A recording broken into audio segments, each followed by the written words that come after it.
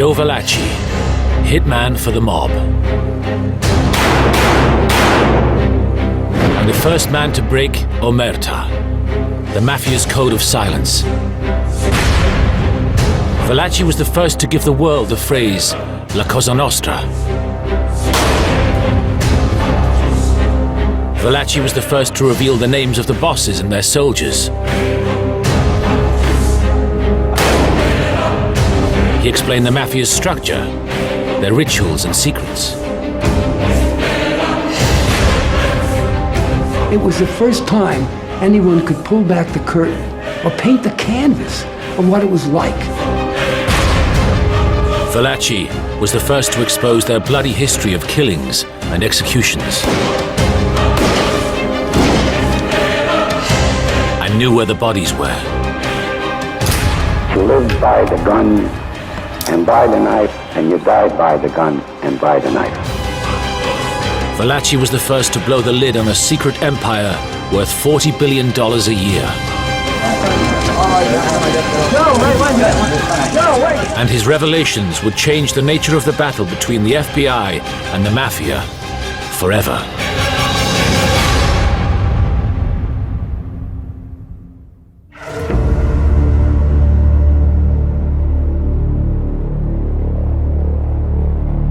In 1962, 58-year-old Joe Valachi was serving 15 years in Atlanta State Penitentiary for heroin trafficking.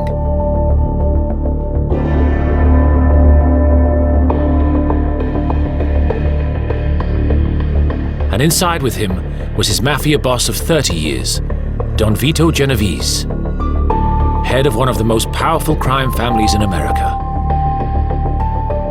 Joe went back a long time with Vito. He was in one of Vito's crews, so they knew each other very well, and he always thought he was in Vito's good graces. But Vito was a homicidal maniac. One day, Vito Genovese arranged for Valachi to be his cellmate. Genovese could do this because he controlled the prison wings with fear and intimidation.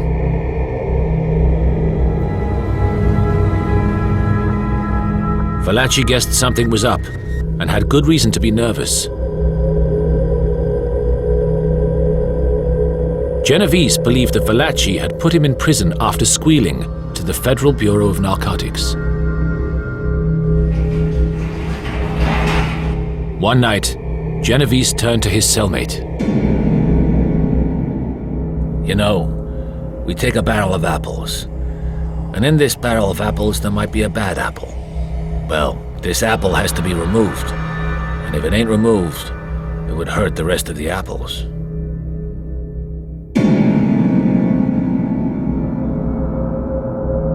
Then, Genovese walked over to Valachi and kissed him on the cheek.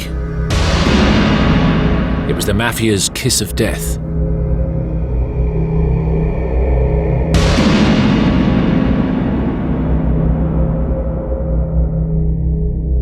To let Valachi know, he was the apple to be removed.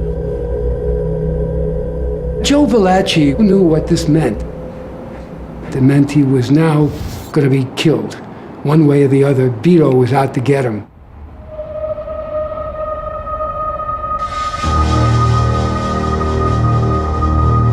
Consumed with fear, Valachi saw hitmen everywhere.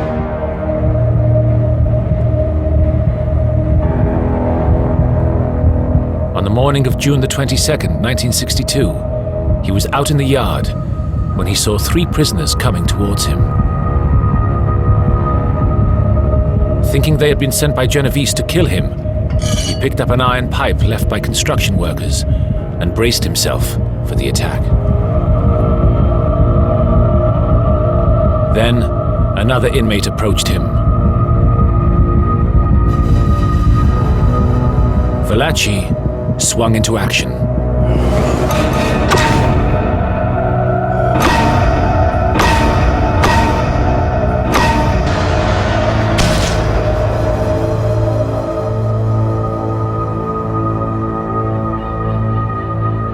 Valachi's victim was John Joseph Saup, a small-time crook with no Mafia connections. Valachi had killed the wrong man.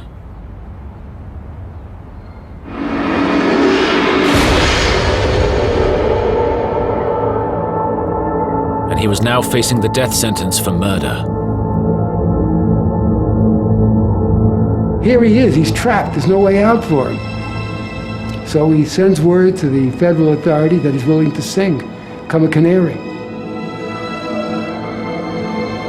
To save his skin, Valachi got word to the US Justice Department that he was willing to talk about the Mafia.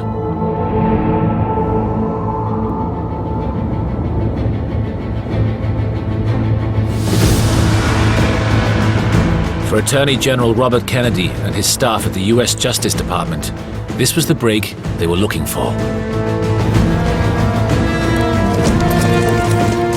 Since becoming Attorney General in 1961, Kennedy had pursued a vigorous attack against organized crime.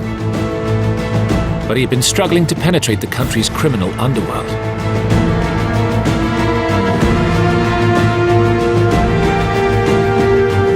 Now, for the first time in the history of the Mafia, an insider was willing to talk.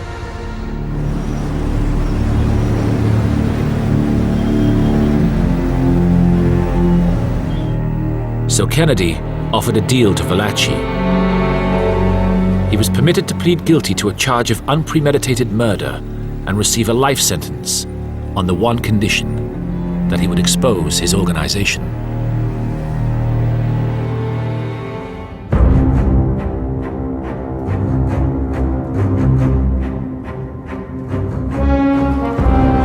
On July the 17th, 1962, Valachi was secretly taken out of Atlanta prison and flown to Westchester County Jail, just outside New York.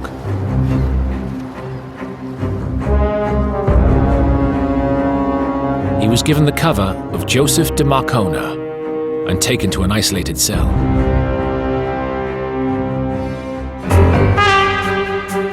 FBI agent James P. Flynn was sent to interrogate Valachi and find out what he knew. Flynn came in and he was tough. He told Valachi, listen, either you tell us what we want to know, or you're no value to us and there's no deal involved.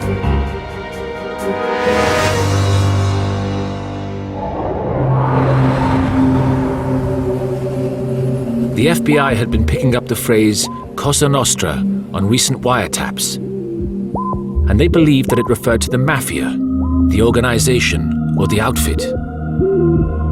But they weren't sure.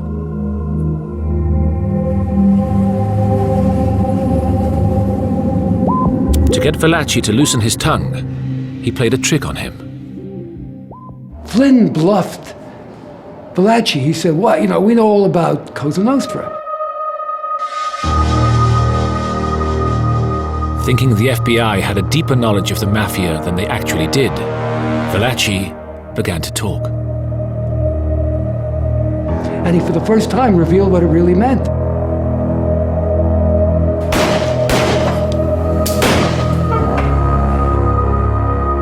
It meant our thing, Cosa Nostra.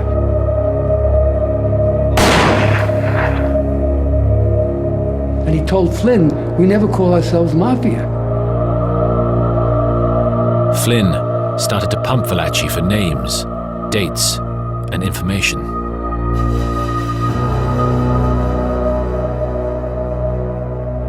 The FBI only knew the tip of the Mafia iceberg. They really had never really penetrated the organization.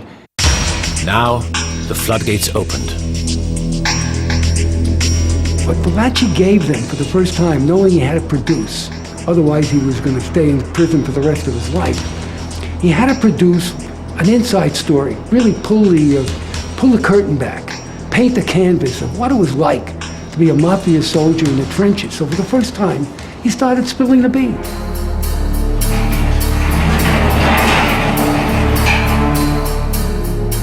Valachi began to reveal the organizational structure of the Mafia. Based on his information, Flynn drew up charts to illustrate how the Cosa Nostra is divided into family units. Each with a boss, an underboss, and lieutenants and soldiers beneath them.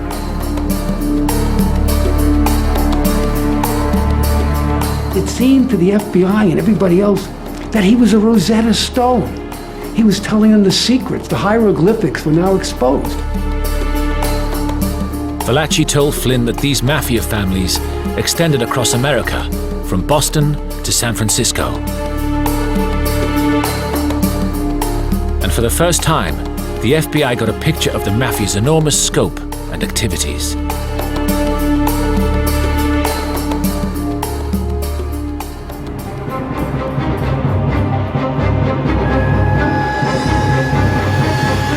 For the next 3 months, from the end of September 1962, Flynn interrogated Valachi for 4 days a week.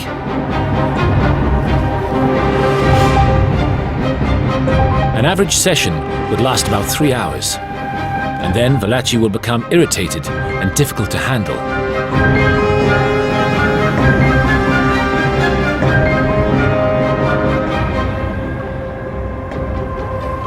Flynn realized that Valachi's main fear was that he could never escape Vito Genovese. Scarcely a day went by without some reference to his former boss.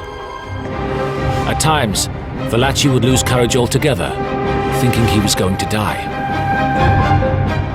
What good is it that I'm telling you? Nobody'll listen. Nobody'll believe. You know what I mean? This Cosa Nostra, it's like a second government. It's too big. I'm a dead man already, and I know it.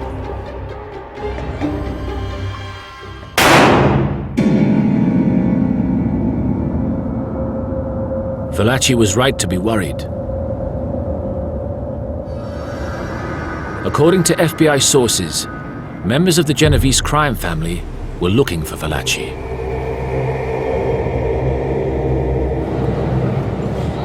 From his cell, Vito Genovese had put a price tag of $100,000 on Valachi, and now the mob had traced him to the New York area.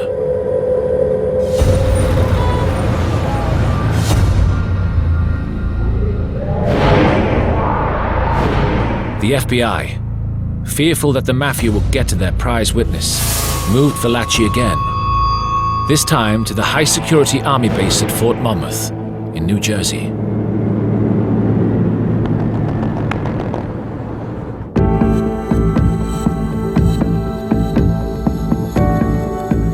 By the spring of 1963, Valachi wanted to go public and was keen to expose the powerful criminal organization that he blamed for ruining his life. Bobby Kennedy became aware of his potential as a person who could publicize how big and how important the Mafia was. But Kennedy had huge concerns about Valachi's credibility. For the past 30 years, he'd been a ruthless Mafia hitman.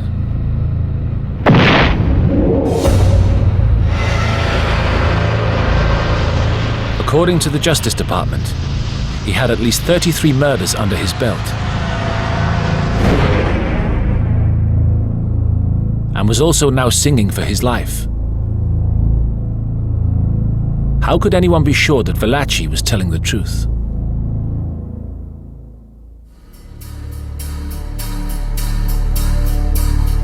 So the FBI decided to use it to test his credibility. Flynn had gathered material for the New York City police during his interrogation of Valachi.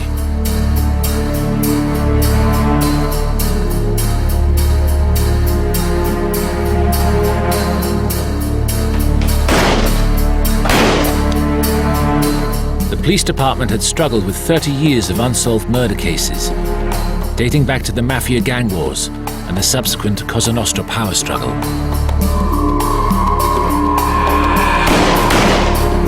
Using Valachi's accounts as a guide, the intelligence unit searched the department's files in a precinct-by-precinct operation, checking the scattered and unconfirmed facts against his detailed information.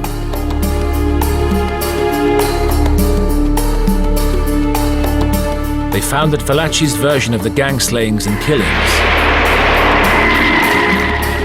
including the dates, locations, and the circumstances, could all be verified.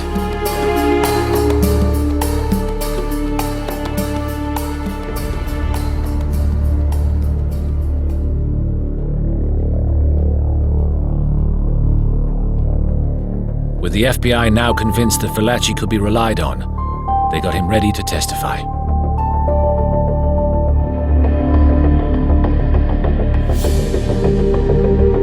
In September 1963, Valachi was flown to Washington to face an investigating Senate committee on organized crime across America.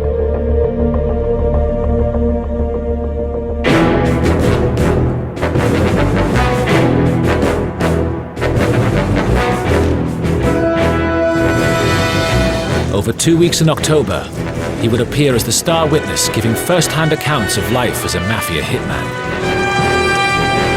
The hearings were broadcast across the country and became a national event. No, right here, please. No. No, wait, one minute. No, wait, no. The United States is a new country. We don't have mythology the way older countries had. We had cowboys and Indians, and we had racketeers. This was a way for people within the country to look at all those movies that they had seen before about the underworld and put it all together.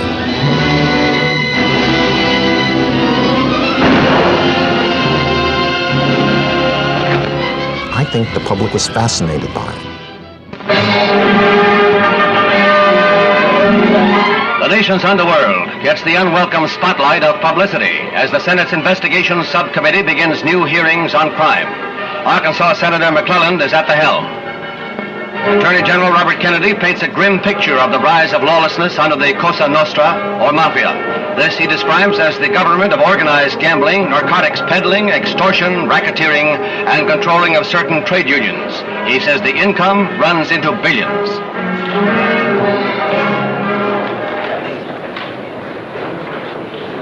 Well, gentlemen, as you know, we have brought to Queens County this morning the witness, Joe Valachi. We are determined to expose every facet of his testimony and to pursue this thing as far as we possibly can. What was his demeanor during your conversation inside over coffee? Apparently, he's a willing witness, and he's anxious to get these things off his chest, and we had no difficulty with him at all. Did he seem worried at all? I wouldn't say he was worried. I think the man is naturally, under all of the circumstances, nervous and a bit upset. But beyond that, he's a good witness. Mr. O'Connor, don't you get the feeling that he's rather enjoying all this? I would make no comment about that.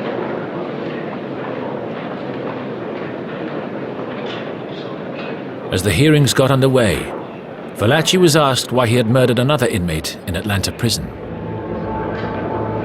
Why did you decide to kill him at that time, at that spot? Because he's the guy I spotted at that time. He was the... In other words, I felt that was my last day, in plain English, Senator. I felt that was my last day. You thought it was your last day? That I would be alive. Well, did you feel that you could get all of them before they could get you? Just probably, I don't know what I would have done if I don't see him. See, I can't answer what I would have done. In other words, you felt helpless and surrounded, and you decided to strike when you could. If I when I saw him, yeah. You thought that if you killed this man, who you thought was going to kill you anyway, that this... I got some satisfaction, Senator. Put it that way. You got some satisfaction.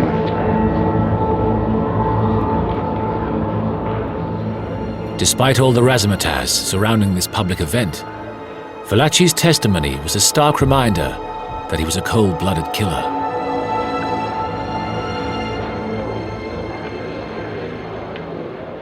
Then Valachi's interrogation really began.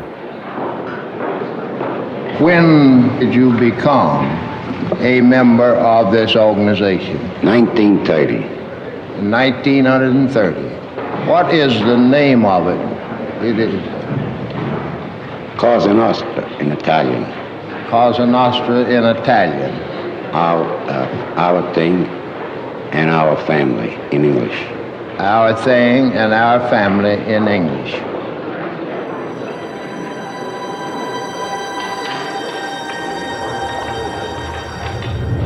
Valachi then revealed how he came to join the Mafia.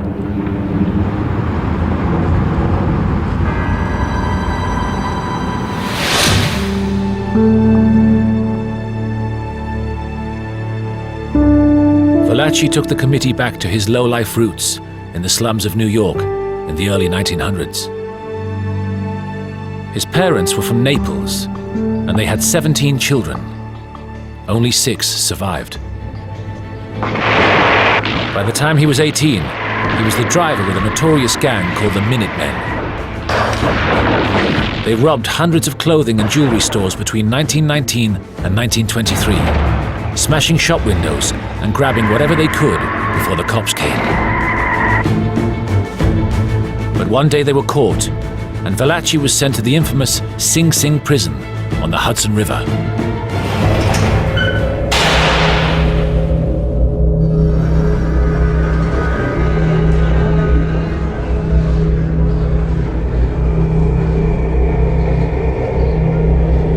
In Sing Sing, the 21-year-old Valachi made friends with a gangster named Alessandro Volero.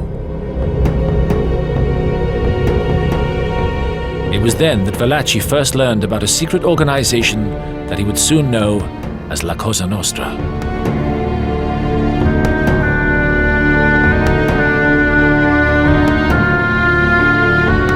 And Valachi wanted to be a part of it.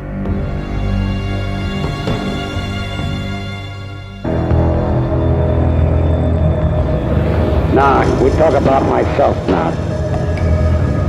I'm a chauffeur, which I've been known through the years, that I was a good driver. In fact, other mobs used to try and borrow me, which I never wanted to go.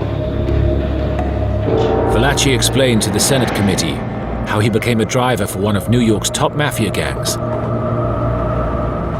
led by Sicilian-born Salvatore Maranzano.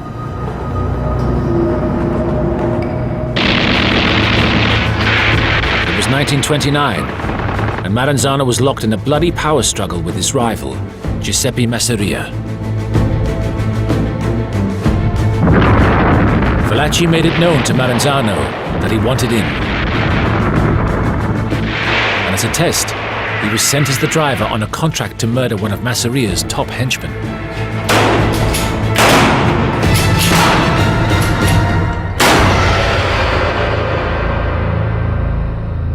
After the hit, Valachi got the call. He was going to be a made man or a soldier in the Mafia.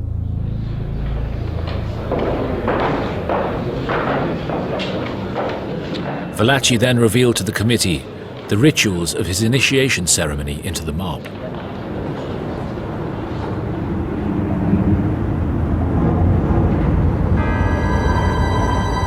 Valachi described how he was driven to a country house about 90 miles from New York. Valachi said he was asked to join 30 other members around a table. His boss, Don Salvatore Maranzano, was going to conduct the initiation. He told him how you got inducted, Omerta, the whole code. That once you became a member, you could never leave. How you had to either become an earner or be a hitman, kill somebody before you could even be qualified to be an inductee.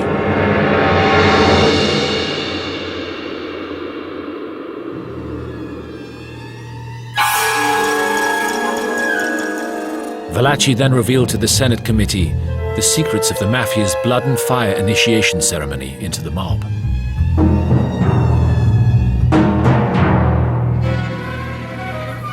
Well, he had the knife and the gun on the table. He went on to explain that you live by the gun and by the knife, and you die by the gun and by the knife.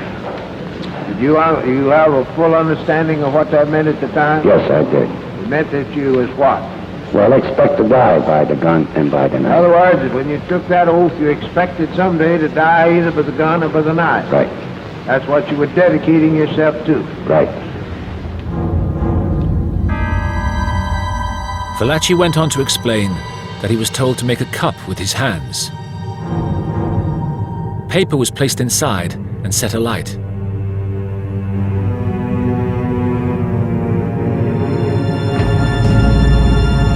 He was then asked to move it from side to side and told that he would burn like the paper if he betrayed the secrets of the Cosa Nostra.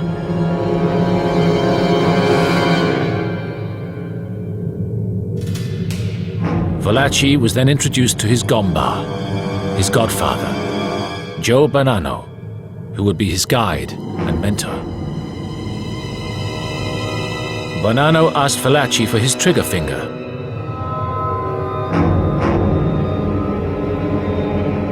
And pricked it with his tie pin.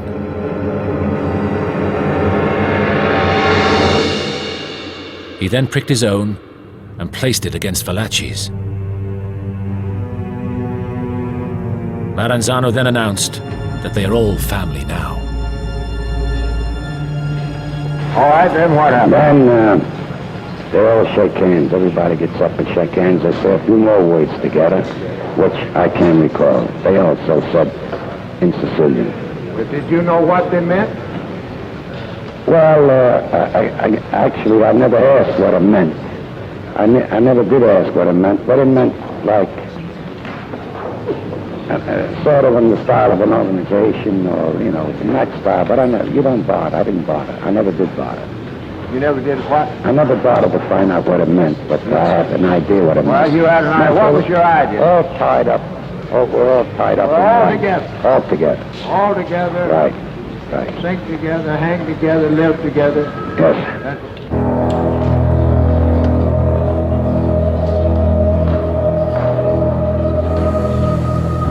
Valachi's revelations explained why this secret organization had managed to remain hidden for so long.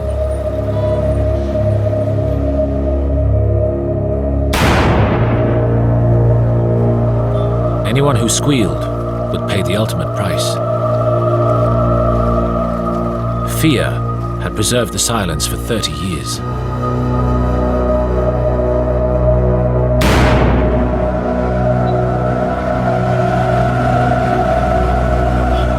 Now, Valachi had broken that silence forever. Senator, can I say something, Senator? Yes. As to what I'm telling you now, I need to go no further to say nothing else. This is what I'm telling you, what I'm exposing to you and the press and everybody. This is my doom. This is the promise I'm breaking. That even if I talk, I should never talk about this, and I'm doing so. The mob, of course, was horrified. And, in the past, they had been able to reach people in prison and kill them. And they thought somehow if they offered enough money, somebody would be willing to try to bump them off. With Genovese's contract of $100,000 hanging over Valachi's head, there were now real fears of a direct attack on the Senate hearings. What can you tell us about this threat, Jim?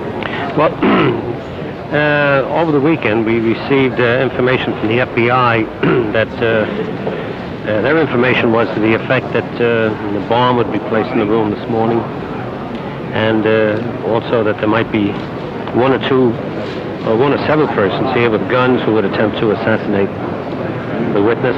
Now, what precautions have you taken? I don't think we ought to talk about it. How about Mr. Valachi? Did you tell him about it? No, we didn't.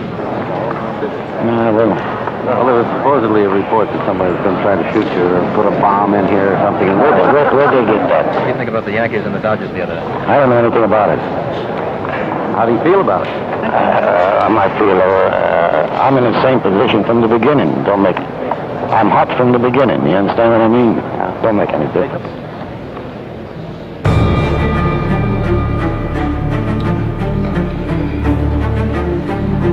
Most of Valachi's testimony was devoted to tracing the hierarchy of the American Mafia. Valachi explained to the Senate committee how the smooth-working Mafia organization of today evolved from the warring street gangs and power struggles of the early 1900s. Valachi took the committee back to a meeting in 1931 when Sicilian boss Salvatore Maranzano took control of the New York Mafia.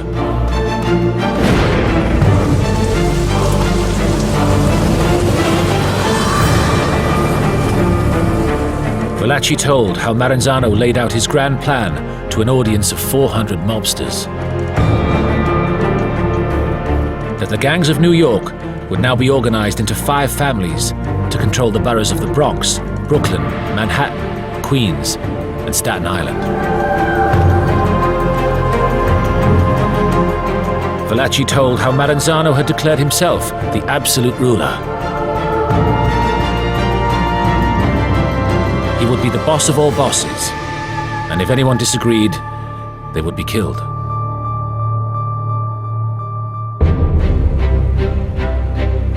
Valachi then explained how one man did disagree.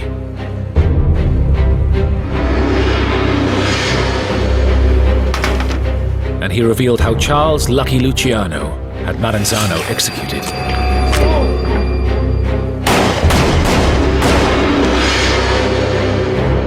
Luciano then introduced a more democratic form of leadership.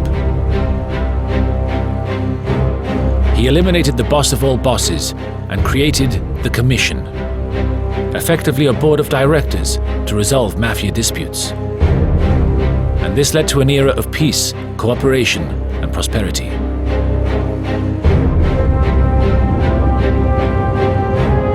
Valachi then named the present leaders of the 5 New York families. Vito Genovese, Carlo Gambino, Giuseppe Magliocco, Joseph Bonanno, and Gaetano Lucchesi. These are the men, Valachi told the committee, who run a huge web of organized crime in the city, involving gambling, prostitution, loan sharking, narcotics, and the infiltration of the Mafia into legitimate businesses.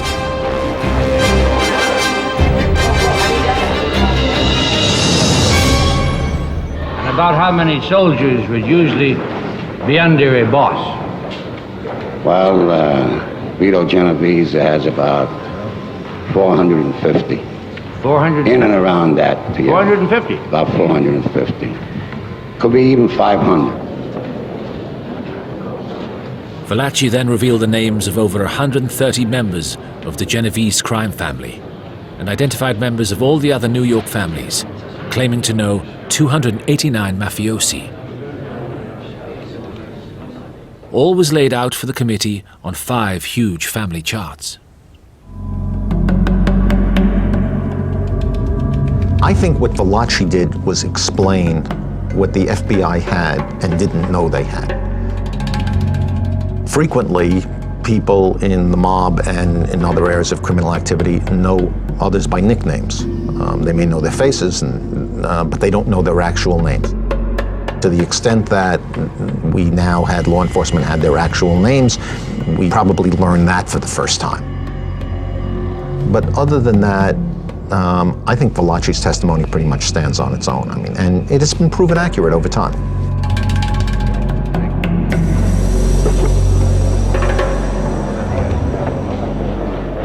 Those that you have been able to identify in the 5 families, you have marked with stars up on these charts. Yes. The others that are not on the chart, you know them by aliases, and you didn't know their other names. Right. And therefore, you didn't undertake to name them. Right. Except that you could give their real name along with their alias. Right. Very well.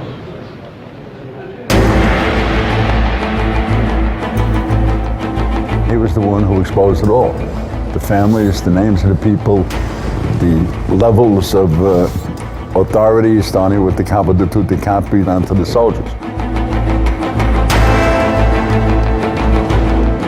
But there were some critics skeptical of Valachi's testimonies. believing that as a foot soldier, he wouldn't have been privileged to any information relating to Cosa Nostra's inner circle.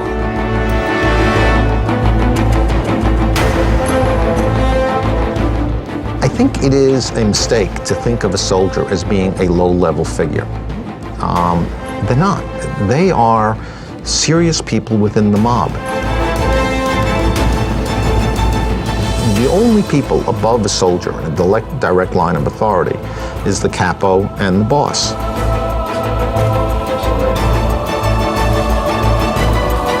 So the soldier is a person high up in the mob by the very nature of being admitted to the mob.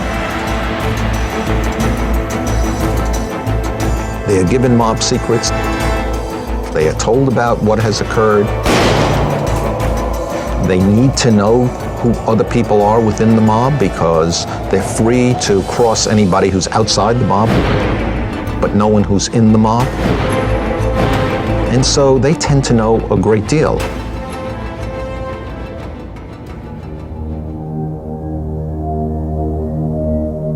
Valachi used his testimony to get back at Genovese.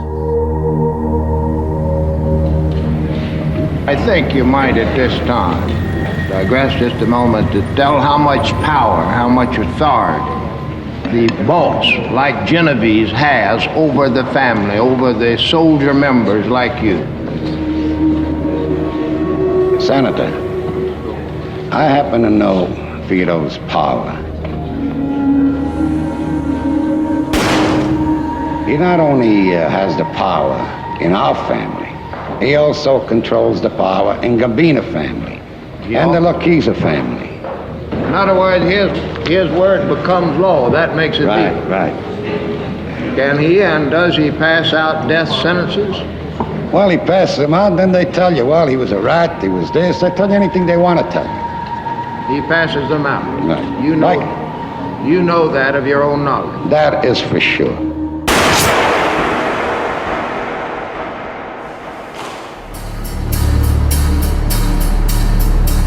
Valachi's testimony was a goldmine. He confirmed Cosa Nostra was the Mafia.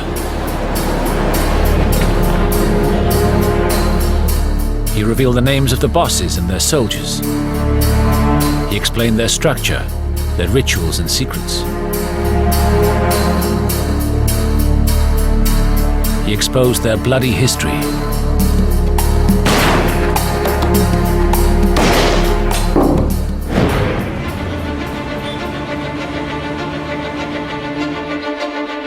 Above all, Valachi's testimony gave the FBI the targets and led to a change in priorities. By 1963, the FBI's New York office had increased the number of its agents specializing in organized crime from 4 to 140.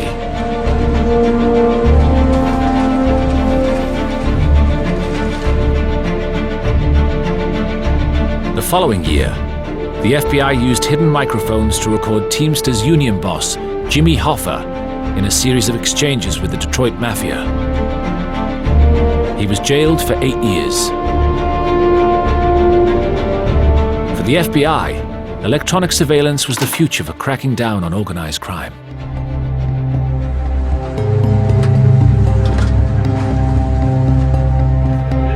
I remember as a young agent, as a young organized crime agent in the early 1970s, all over the country we did wiretaps of the interstate gambling operations that flourished and were controlled by the Mafia. We made thousands of arrests and broke up hundreds of large gambling combines in an effort to choke off the flow, one of their great sources of money. Thanks to Valachi's revelations, the FBI's campaign against the Mafia progressed to a new level.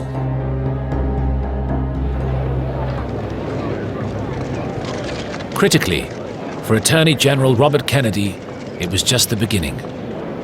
The disclosures of Joseph Valachi and of others with knowledge of criminal operations in various parts of the country have helped to give us unprecedented understanding of how these operations work.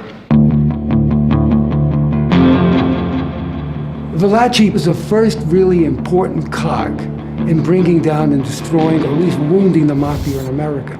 Without him, it might have taken another 15, 20 years, because there were no defectors. Even though he was low-ranking, he still knew enough to sensationalize his story and to get the public really alerted and warned about the threat of the Mafia.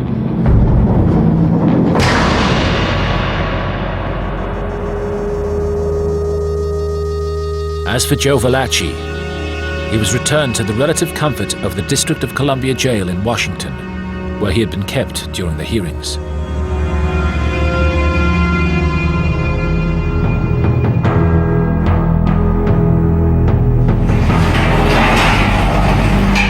Robert Kennedy, ever shrewd, believed Valachi had a lot more to offer. Bobby Kennedy realized that there was a gold mine in him.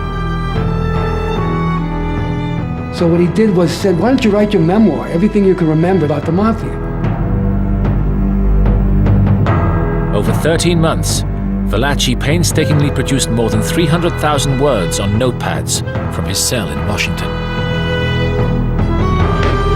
He had been there from the very beginning of the modern Mafia, and it was a unique day-by-day portrayal over a 30-year period of his life as a hitman.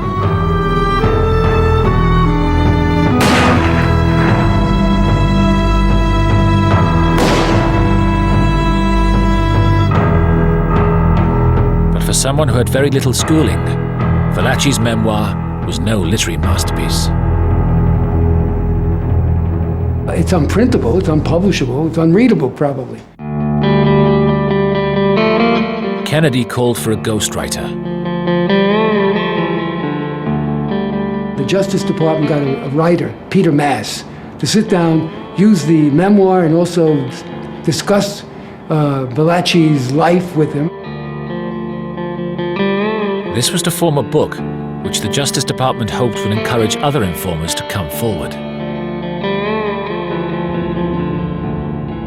During this period, the department started making plans to reward Valachi for his cooperation, and were even thinking of sending him somewhere to relax in the sun.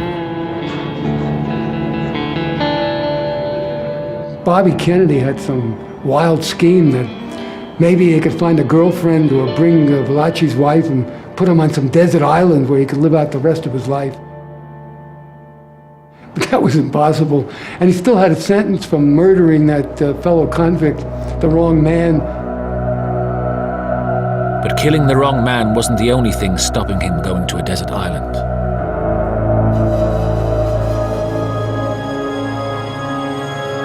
The Italian-American newspaper, Il Progresso, had got hold of Valachi's manuscript and was outraged. It printed a virulent editorial against the forthcoming book, saying it was perpetuating the kind of image of criminality associated with the many Italian names in Valachi's testimony.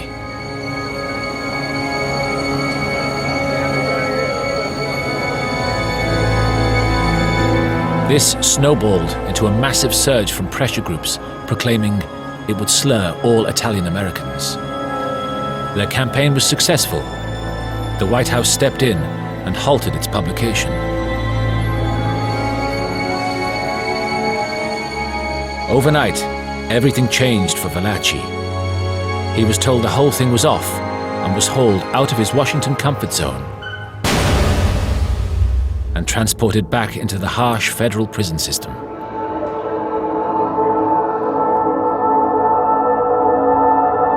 He was placed in a small cold cell in Michigan, where he was to spend the rest of his sentence in solitary confinement.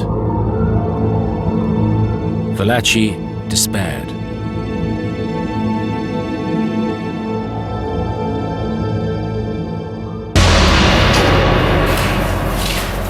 On the morning of April the 11th, 1966, he took the mains lead from his radio and stepped into a shower cubicle.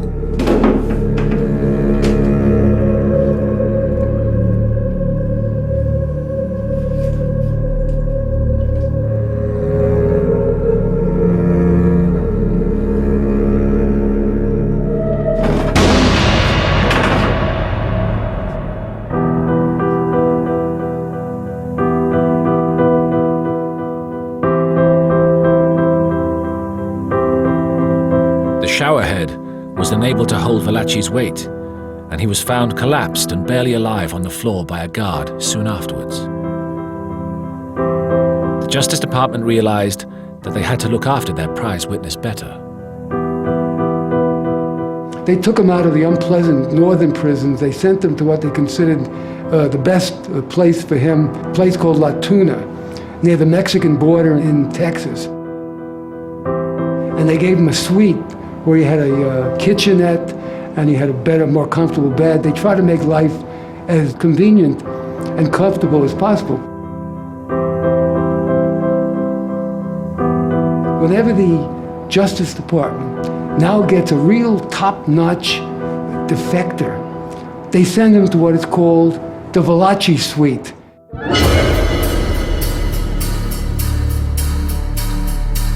In 1968, and 5 years after he had given away the Mafia's secrets to the world, Valachi finally got to read the book based on his life. It was called The Valachi Papers, and it became a bestseller. Valachi never received a penny from it. The book was turned into a feature film in 1972. Valachi was played by Charles Bronson.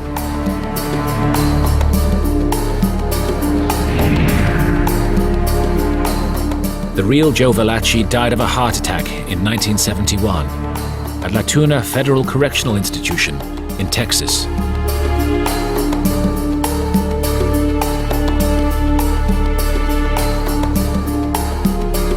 He outlived his Mafia boss, Vito Genovese, by 2 years.